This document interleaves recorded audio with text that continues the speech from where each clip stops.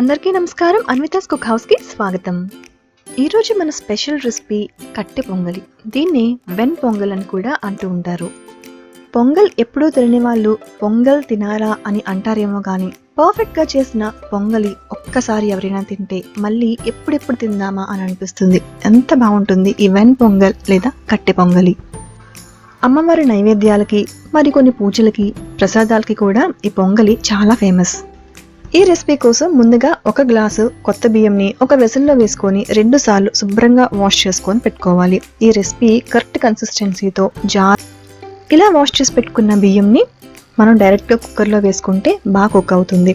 అదే గ్లాస్తో ఏ గ్లాస్తో అయితే బియ్యం వేసామో అదే గ్లాస్తో ఒక గ్లాసు వేపిన పెసరపప్పును కూడా వేసుకొని ఇప్పుడు 2 కలిపి మరొకసారి వాష్ చేసుకోవాలి. పెసరపప్పు బియ్యం కలిపితే 2 గ్లాసులు అయ్యాయి కాబట్టి 6 గ్లాసులు వేసుకొని పావు గంట నుంచి అరగంట సేపు వరకు నానబెట్టుకొని కుక్కర్ మూత పెట్టుకొని 3 విజిల్స్ వచ్చాక స్టవ్ ఆఫ్ చేసుకోవాలి. ఇప్పుడు లో ఫ్లేమ్లో పెట్టుకొని అన్నం మెదుగుతూ మరొక 2 గ్లాసుల నీళ్లు కొంచెం కొంచెంగా వేసుకుంటూ ఉండాలి. తగినంతగా ఉప్పు వేసుకోవాలి. తాలింపు కోసం వేరొక పాన్లో నెయ్యి వేడి చేసుకోవాలి. తాలింపు ఖచ్చితంగా మంచి పూస నీతిలోనే వేసుకుంటే కట్టె పొంగల్ టేస్ట్ డబల్ అవుతుంది.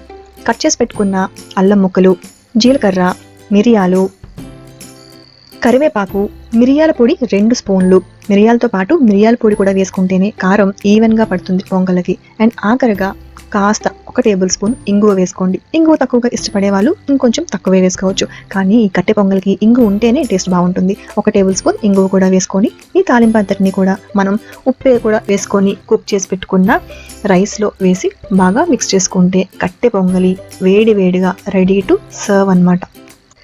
పర్ఫెక్ట్గా చేసిన ఈ కట్టె పొంగల్ని ఒక్కసారి టేస్ట్ చేశారంటే మళ్ళీ మళ్ళీ కట్టె పొంగల్ తినాలి అనిపిస్తుంది. అంత బాగుంటుంది ఈ రెసిపీ. మీరు వాడే బియ్యం బట్టి కన్సిస్టెన్సీ కరెక్ట్గా రాకుండా చిక్కబడిపోతుంది అని అనిపిస్తే కనుక తాలింపు వేసుకునే ముందు ఇంకాస్త నీళ్ళు వేసి లో ఫ్లేమ్లో పెట్టుకొని మరొకసారి కలుపుతూ కన్సిస్టెన్సీ కరెక్ట్గా వచ్చేంత వరకు ఉంచుకున్న తర్వాత తాలింపు వేసుకోండి.